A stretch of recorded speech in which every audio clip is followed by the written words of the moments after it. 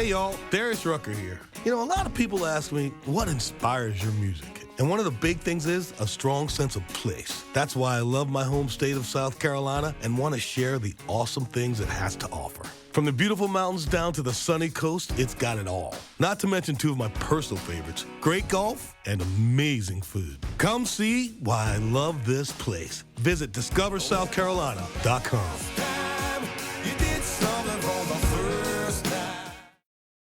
You're listening to the Archaeology Podcast Network. You're listening to the Archaeology Show. TAS goes behind the headlines to bring you the real stories about archaeology and the history around us. Welcome to the podcast. Hello and welcome to the Archaeology Show, episode 278. That's when I say it. On today's show, we talk about cave-dwelling Christians, the mysterious Phaistos disc, and Bronze Age Scandinavian boat building.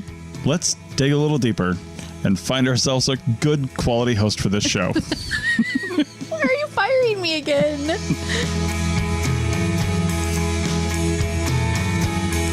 All right, welcome to the Archaeology Show. You. Episode 278. We already did the intro. I thought you always did the episode number. Well, I guess you don't. That's because you were trying to get me to do the intro, and I don't do it. No. All right. So, since only that one person who hates us in reviews doesn't like to know where we're at, you can just like advance 30, 60 seconds maybe. I know. We don't have a lot to say this time, I don't think. I know. We just moved today. Yeah. To a new area. We don't really know anything about it because I've never been here before, but we're in the Jersey Shore. Yeah. Way south Jersey Shore. Yeah. About an hour south of Atlantic City. Yeah. Like almost Cape May, I think. Yeah. Ocean. What did I say the name of that city was? Sea Isle City? Yeah. Sea Isle City is our closest little ocean point. So we're going to go explore that for dinner after this. But yeah. So that's where we're at. Yeah. Anyway, we've got a few news articles today, and that's what we're going to do. So the first one is about inbreeding Christians. Yep. And cave dwellers. Yeah. Cave dwelling inbreeding Christians. What else you do in a dark cave? Right. So this article was published in Live Science, and it is titled, DNA Reveals Inbreeding Smallpox and Violent Ends Among Cave-Dwelling Christians in Medieval Spain. Sounds like a party. It does, indeed. I kind of felt like the violent ends piece of it was a little bit exaggerated after reading the article, but we'll get to that. Yeah. The rest of it, though, is definitely true. Everybody back then had a violent end. Well, there were certainly a lot of them. Yeah. Okay, so we have a Christian community that lived in caves that were carved into a rocky outcrop in medieval Spain. And that in itself is pretty unique, but not completely unique, because medieval cave communities can be found across the Iberian Peninsula in both Spain and Portugal in this time period. Yeah, and by the way, the pictures of this outcrop and these caves, just like from the what look like drone shots in the article, are super cool. Yeah, so cool. Yeah. You can see where they like literally carved out these entrance points into these caves. And yeah, I mean, why would they do that? It's a very unconventional location. And why didn't they just live in a village like everybody else did? We don't really know the answer to that. There's not a documented reason for choosing a cave over, village life. I mean, my guess is it was either easy to carve it out. Maybe there's already sort of a semi-cave structure there, and they just kind of augured it out a bit, made it more homey, and it was easy to defend. Maybe True. Temperature controlled. Yeah. You don't have to go out and buy a bunch of cut down a bunch of trees and make yourself a structure. I mean, we were just talking today. I want to live in a cave. I want to own a restaurant in a cave. You want to live in a silo. That's more. Well, that's a little bit different than a cave. But, I mean, kind of. It's a man-made cave. Yeah, it's underground. Yeah. But Indeed. I'm not super interested in that idea. It seems like really dark and probably pretty cold. No, you make your own light and you make your own heat. Yeah. You control your environment. I know, but it's always going to feel like a little bit artificial though. Well, depending on how you do it. Yeah. Yeah. Yeah. So, but I think with modern tools and things like that, it doesn't have to feel artificial. Yeah. Yeah. But back then, it wouldn't have felt artificial back then. It just would have felt probably like a cold, damp cave would be my guess. And and dark all the time. Dark, yeah. Yeah. So it's got to be for like fortification reasons. Like why else, right? Right. So this study looks at the remains of the individuals that were buried in the cemetery that was associated with this community. I think there was a church there as well. So we know they were Christian, and they're all buried in this cemetery together. Yeah. They analyzed the DNA for ancestry of the community as well as relationships to each other and the diseases that they had. So basically just trying to find out everything they could from the DNA. Yeah. Yeah. The settlement of Las Gobas occupied the caves from the mid-6th century to the 11th century CE. Yeah, and this is kind of an interesting time period, and it could maybe explain a little bit why they chose to live in caves. But this would be after the fall of the Roman Empire, which was in 476 CE. And the Iberian Peninsula was under control of the Visigoths, who were from Northern Europe at that time. And then in 711 CE, the Visigoths fell to the invading Muslim armies from North Africa. So, there's like a little bit of unrest going on here. Who's leading this area? This is a rural area, like kind of far away from the city centers. So maybe it just felt safer to them to like move into a cave where they could protect themselves a little bit better. I could see that, It's funny how we talk about history, though, because we're like talking about these time periods that are 300 years they are very far apart from each other. And we're like talking about a people who are like, about that happened and then this happened. Yeah. Maybe it would just be safer to be over here.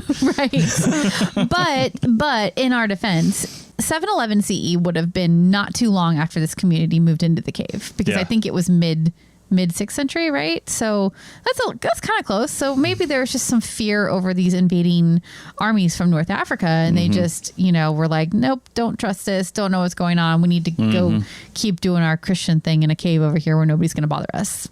Yeah. Just a theory, because we still don't know. Right.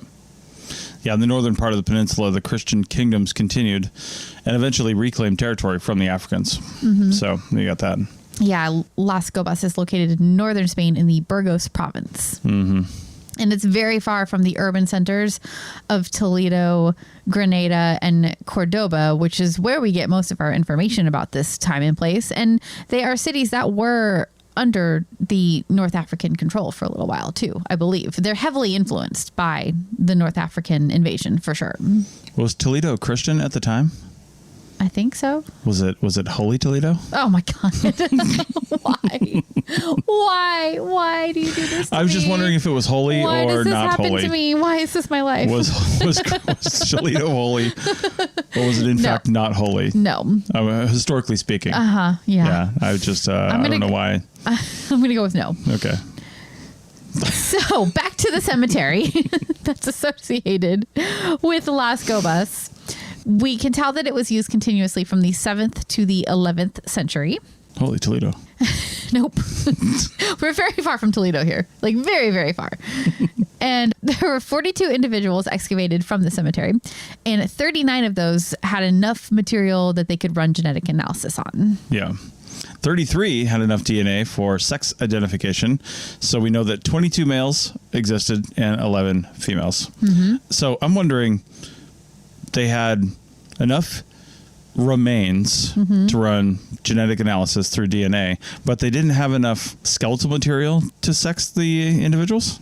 I think that it's just not as where'd good. they get the genetic evidence? They just get it from hair, I wonder, maybe? Well, from the bones. Or you can get genetic material out of bones. I understand they got it out of the bones, but the bones weren't formed enough to sex the skeletons? So with my experience with sexing a skeleton, and I did do some of that in college, it was my focus. You need the pelvic bones, basically. Yeah. And if none of the others are they can be used, the jaw, or not the jaw, but the skull bones, some of the skull bones can be used, but it's not as good. The pelvis is really the best indicator from what I remember from school. This is 20 years ago, almost at this point. Yeah. Those were the best indicator. And if you didn't have them, or if they were degraded too much and you couldn't see the different markers that you're looking for, then you wouldn't be able to tell. And even then, it's only with like a low percentage of certainty, because there can be male remains that present more female and vice versa, because there are larger women. It's mostly based on size. Like there's a lot of it's based on size. So larger women might present as male and vice versa. And how can you know? So DNA is the final word on sex for a skeleton, for sure. Right. So maybe they could a little bit, but they didn't have enough, and it probably would have been conclusive. Yeah, and they're verifying with the DNA. That would be my guess anyway. Yeah. Okay. Well, of their ancestry, they found out they were overwhelmingly local Iberian. So...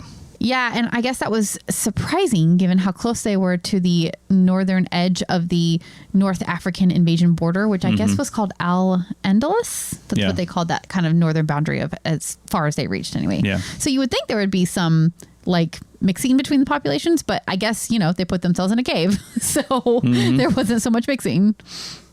Yeah, and there was some evidence of violence in the earlier skeletons either. Obviously not the genetic evidence, just to the skeletons. Visible evidence. Yeah, visible evidence. In fact, one guy took a sword to the head and apparently survived because there's evidence of healing. Yeah, that's crazy. But from what I read in the article, I didn't see any other violent episodes noted. Maybe there was some other stuff that they didn't really talk about, but it actually seems like it was kind of a peaceful community, and that was the one example of like kind of extreme violence. Like a sword to the head is kind of a lot. Guess he was saved by Jesus. Maybe. Or cave life, I guess. I don't know. Yeah, probably just backed into a sword. I mean, it's a cave. It was dark. He's like, jeez, what are you doing? Wow. Sword down. I told you always sword down. That would be a really sharp sword if you could do that to yourself. Well, somebody's just like walking through sword up. Well, yeah. Yeah. So the DNA also revealed inbreeding, which of course we know all about with the what? How are you finishing that sentence? Who are you about to accuse of inbreeding right now? Of course, I can't wait to hear. All about. Okay, we're not going to accuse anybody of inbreeding with today. Cave peoples. So moving on from that. 61% of the individuals with enough genetic material to test showed signs of inbreeding. Yeah. That's a pretty big percentage. Yeah. So what happens in the dark stays in the dark. The authors suggest that they likely practice endogamy, which is basically marrying only within the community. And which is a pretty actually religious thing to do. If you want to stay in the Christian community and there aren't any other Christians around, right? What else are you going to do? Yeah. And you're like, well, cousin Tina over there is looking pretty Christian, and there's no other Christians. Oh man. So it could be too that there were other Christians around, but maybe this population developed like a very specific like brand of Christianity that they weren't willing to go outside of. Yeah. And it just didn't maybe spread to the other non-cave dwelling populations in the area. That's possible. I don't know how they would look for evidence of that, but I guess it could have happened. Right. So in addition to the endogamy piece of this, they also tested the DNA of some of the earlier male remains, and they found that those earliest males were actually close kin, and they're guessing that maybe this was like a patrilocal community, or that this community was started by a patrilocal group. And what that means is in a early Christian society, often the males of the family would stay together and live in one household together, and the wives would move in with them. So it's possible that like mother and father and then all their sons and all their sons' wives, however many they had, moved into this cave initially, and then the population grew from there and became what it was for 400 years that they lived in this cave. Yeah. So they just have a lot of similarities between the paternal DNA. Yeah. Yeah. Yep. And finally, they found evidence of smallpox, which was more similar actually to strains that came from Scandinavia, Russia, and Germany. So, yeah. Yeah, I guess that was interesting because past research indicated smallpox came to this area with the Muslim invaders, but this would be another route, or this represents another route for the disease to have entered the area. So don't always blame the Africans, I guess. All right. Well, that's enough Christian inbreeding for one segment. So now we're going to go over to Crete, and we're going to learn a little bit about the Phaistos disc and an undecipherable script that we literally know nothing about. My favorite kind of archaeology. There you go. Back in a minute. People are driven by the search for better.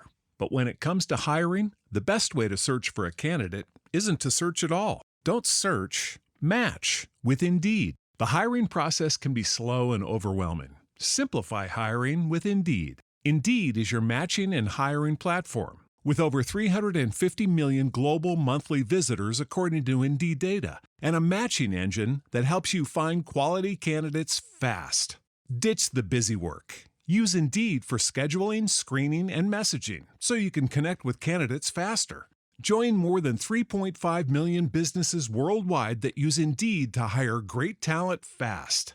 Listeners of this show will get a $75 sponsored job credit to get your jobs more visibility at Indeed.com/PODKATZ12. That's Indeed.com/PODKATZ12. Terms and conditions apply. Chicken tacos should only be trusted to chicken professionals. That's where we come in. Introducing Zaxby's new chicken finger tacos. One comes with pico de gallo and creamy chipotle ranch. And the other comes with bacon, lettuce, tomato, and avocado ranch. Chicken experts since 1990. Chicken taco experts since now. Order yours today in the Zax Rewards app. Woo, saucy!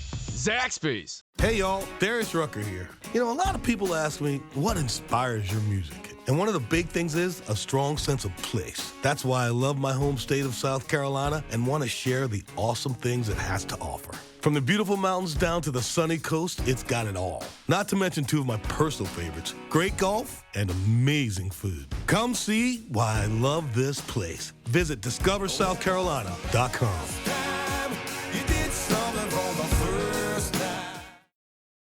Welcome back to the Archaeology Show, episode 278. And this is segment 2. Mm-hmm. See, you do say the episode number. I guess you just say it in segment 2. I do. But not in segment 1. Because we literally just said it. Have you ever done this show before? I mean, I edit it every week. I just don't do that talking part. So, incidentally, we're looking for a new co-host to the Archaeology Show. Yeah, you did just try to fire yourself, but I wouldn't let you. Well, now I'm firing you. No, actually. You can't fire me. I'm the glue. Wow.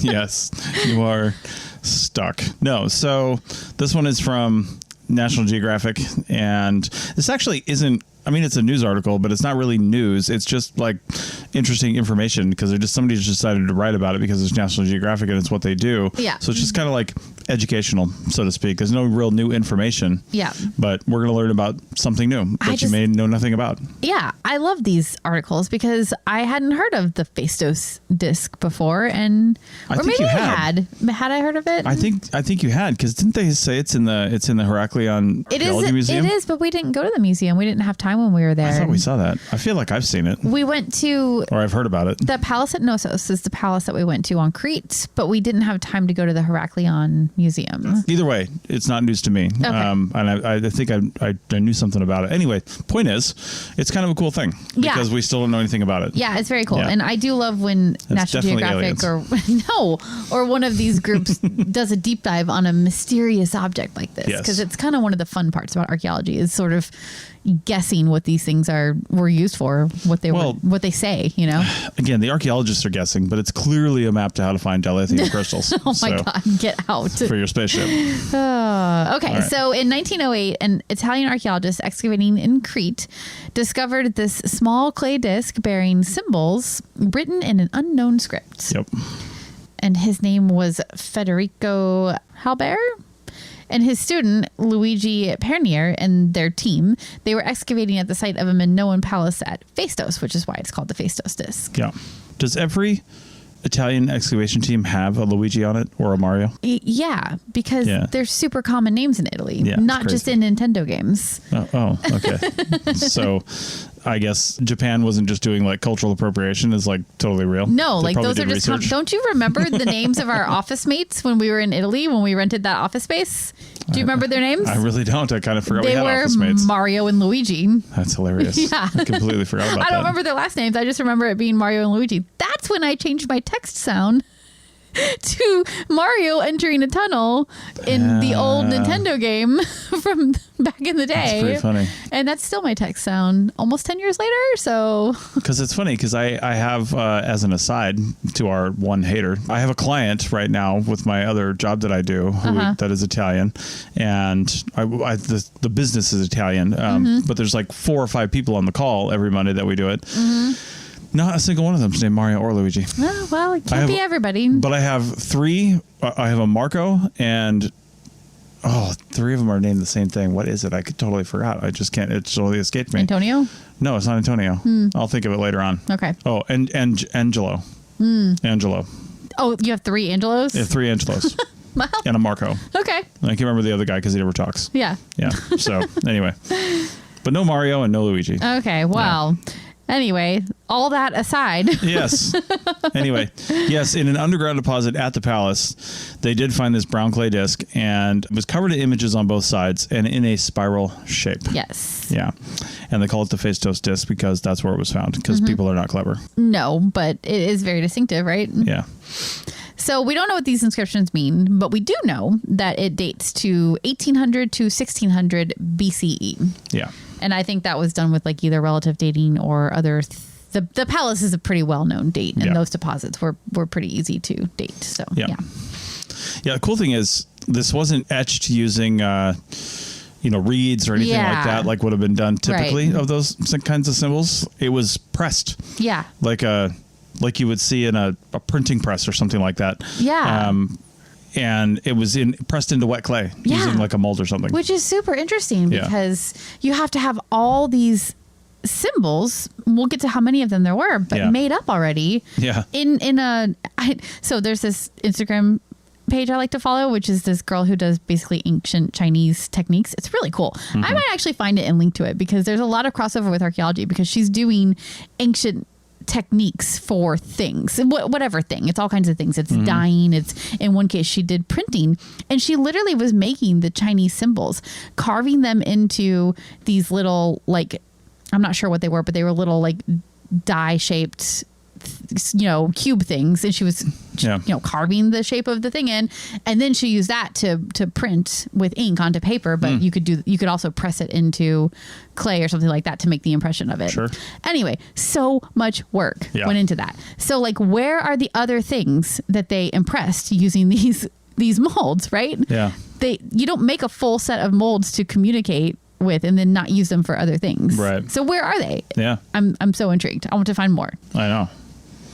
Yeah, the size of it was they said it was about palm size, but a little bigger than palm. A little bit bigger, 6.5 inches in diameter, about 1.5 inches thick.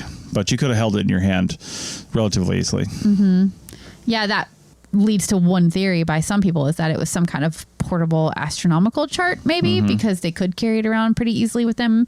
And I guess astronomy would be the type of thing that you might need a reference that you could carry easily. There's probably other things that you would need to carry around with you too in reference, but it could be some kind of reference like that. I know my one detractor to being an astronomical chart is that typically you need those at night.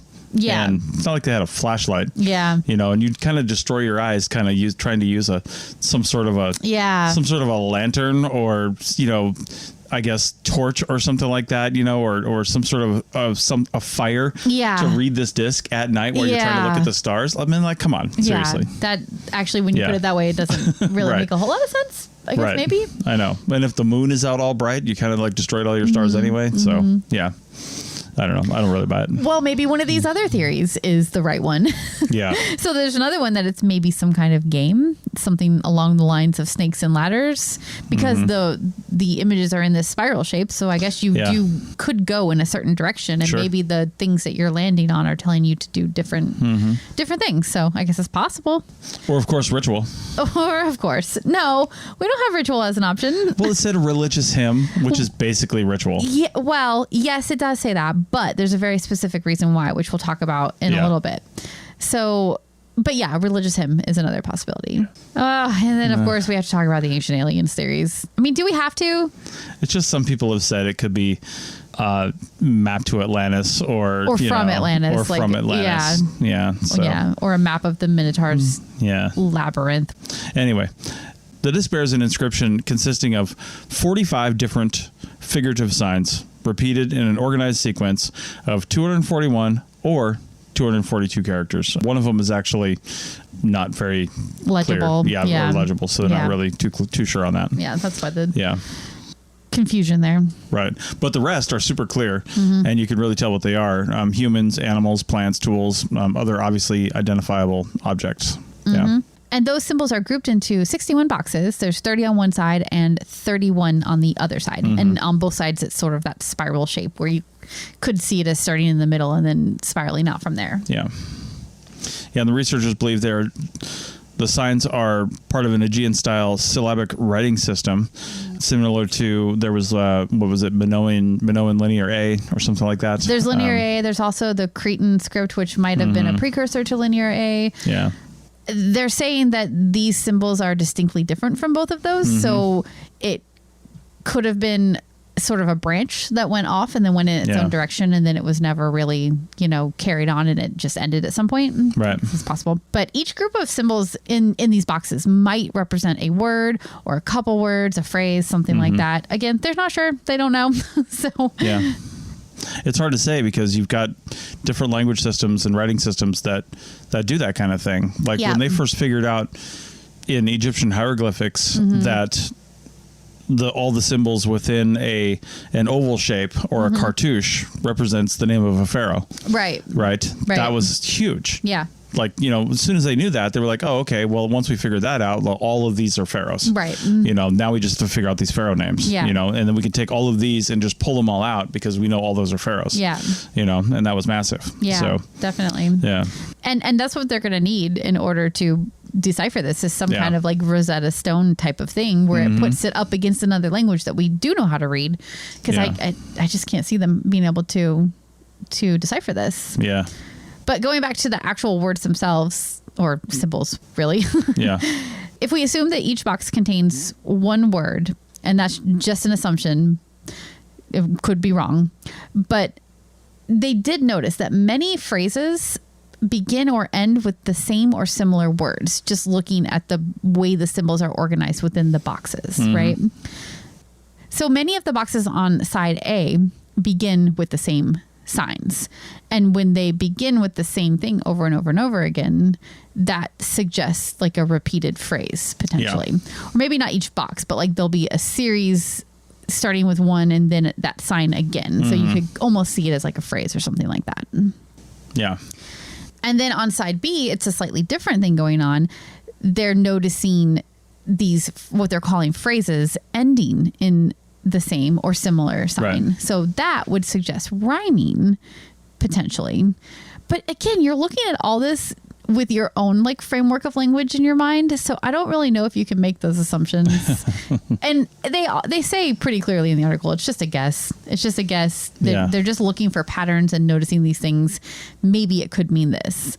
But the rhyming thing and the repetitive thing that's possibly happening is why they have suggested maybe a poem or a hymn or something religious, because they do tend to have those rhyming phrases or repetitive phrases. At least they do now in our current religions that we know, so like you have to like step outside of your own context in order to like try and interpret these things, I guess. Clearly instructions for how to fire up your spaceship. I mean, it could be. Maybe not a spaceship. Definitely not a spaceship. Clearly instructions. Can we like agree to not have ancient aliens in an episode? Like just once. Like just one episode. Like no aliens, please. All right. Segue, please. All right. So, so that's it for that segment. We're going to move on now to Scandinavian Bronze Age boatyards that are apparently hiding in plain sight. Back in a minute. People are driven by the search for better. But when it comes to hiring, the best way to search for a candidate isn't to search at all. Don't search, match with Indeed. The hiring process can be slow and overwhelming. Simplify hiring with Indeed. Indeed is your matching and hiring platform. With over 350 million global monthly visitors according to Indeed data, and a matching engine that helps you find quality candidates fast. Ditch the busy work. Use Indeed for scheduling, screening, and messaging so you can connect with candidates faster.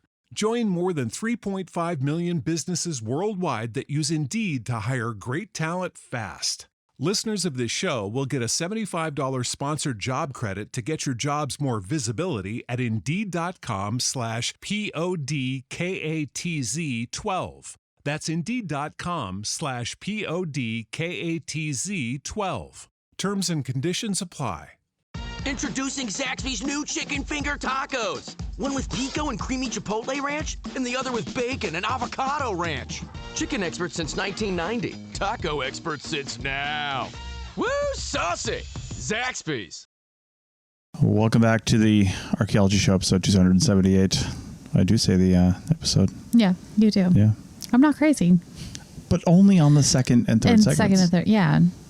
That's the part I was apparently never paid attention to for 200 episodes or however long we've been doing this. Again, if you'd like to be a host of the Archaeology Show, quit firing me. Right, Tristan at. Quit firing me on mic, Podcast on Network. air. We are on air. You cannot fire me. All right, so this article is from the Smithsonian, and it's called "These Markers of Scandinavia's Bronze Age Boatyards Were Hiding in Plain Sight." Of course. Of course. Basically saying archaeologists are idiots, and we're going to tell you why. I feel like they need to have words like might be hiding in plain sight or maybe markers, because, well, we'll get to it, but it's a big maybe for me personally. Well, sure. It's also an article that's letting you know that, hey, sometimes things get reevaluated in light of new evidence, or sometimes, hey, we learn new things, we see new things, and we go look at other things in a different light, or maybe it's just, maybe sometimes even new people come along. I'm not even saying that this has happened in this article, but things get looked at differently and in different ways for different reasons all the time. And then you reevaluate what you know. Yeah.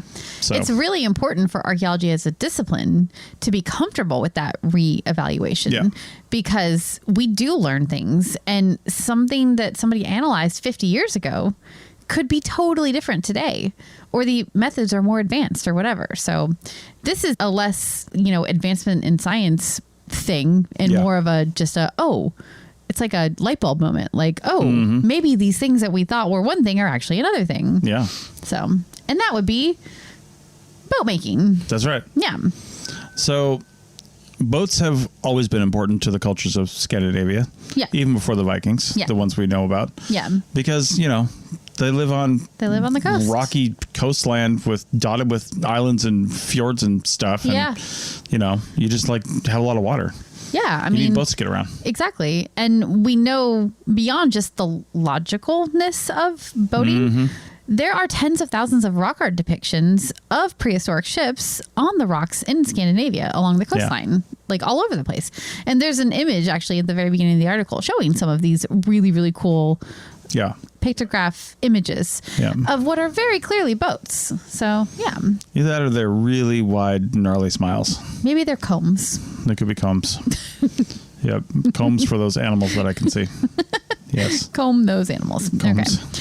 Maybe they're dinosaurs. No, they're not dinosaurs. That one does have a long neck, though. It could be spaceships. Look at that one over on the left side. Yeah. That's like a giraffe. They didn't have giraffes in Scandinavia. It's definitely Nessie. Oh my gosh. Okay. Well, anyway, go look. Rock art is really fun to look at, because it's like, what in the actual world was going on in the minds of these people when they made these images? We don't know.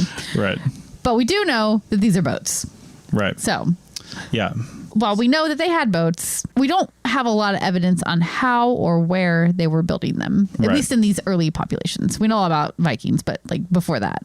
Right, which is something archaeologists are always interested in. We like to know the wheres and the hows of things. We do like the wheres and hows. And the when did they start too? The wheres, the hows, and the whens. So where's the hows and the firsts? Yeah, the firsts. The firsts. Yeah. Which this isn't about that, but that's just in general. Right. Yeah. So we already mentioned the Bronze Age, which we need to, of course, define in this area, because as we've learned in this show, the Bronze Age is different everywhere. Yes, right? It is. So here, in Scandinavia, the Bronze Age was from 2000 to 500 BCE. And there's evidence that long distance trade happened across the continent. Yeah, apparently they have evidence of artifacts from almost practically around the world, except for, North America. Yeah. In this time period. So they know that people were trading. Yeah. And given the distances, some of it must have happened via ship. Yeah. Because we have these images of ships on the rocks, and they're coming from very far away places. Ships certainly had to have been involved at some point. But wood does not preserve well in wet environments, and this is a very wet environment. We have very little evidence of actual physical ships themselves that date to this time period. So researchers have started looking for evidence of shipbuilding instead, of course. Yeah.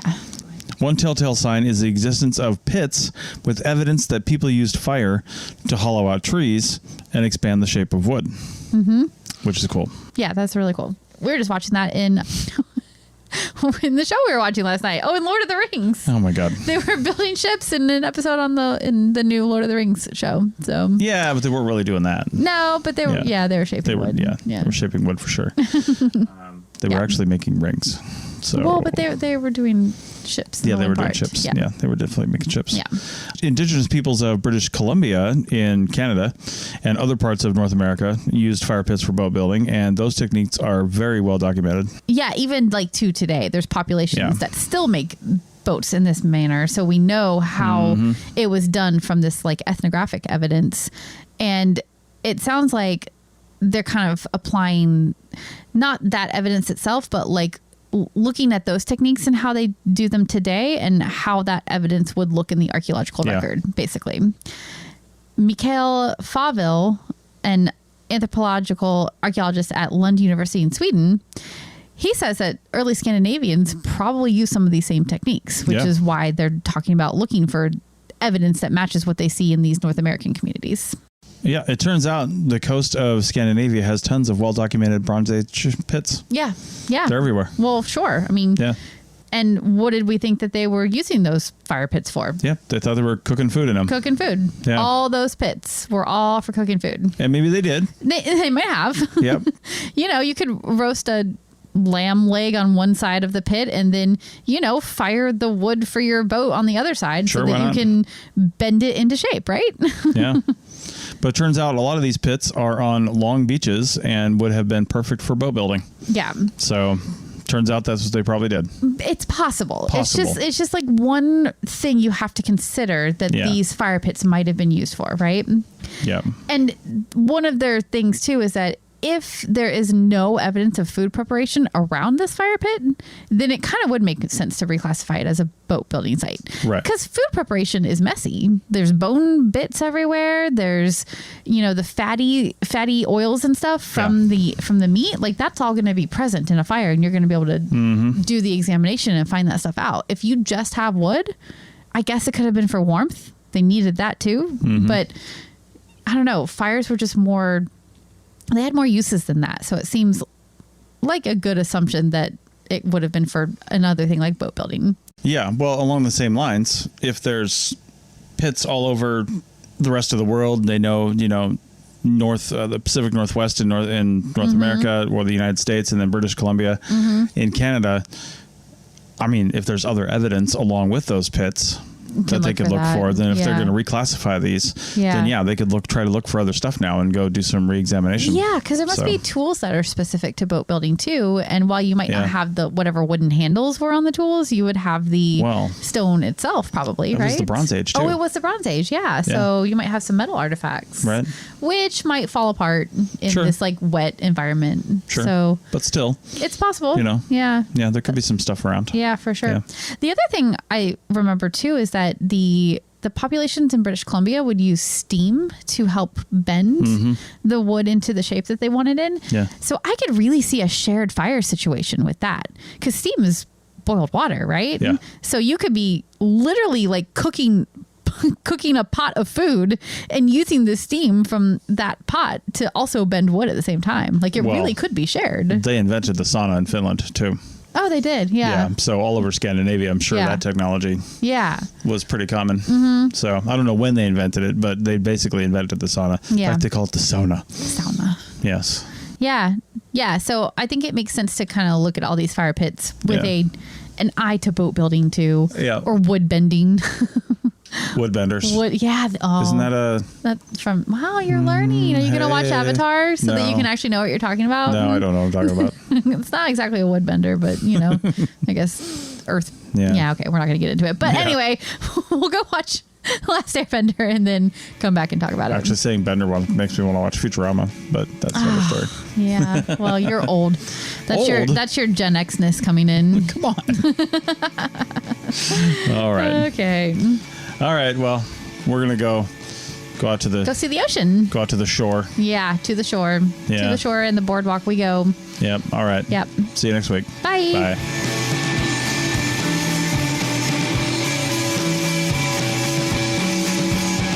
Thanks for listening to The Archaeology Show. Feel free to comment and view the show notes on the website at www.archpodnet.com. Find us on Facebook, Instagram, and Twitter at ArchPodNet. Music for this show is called I Wish You Would Look from the band Sea Hero. Again, thanks for listening and have an awesome day.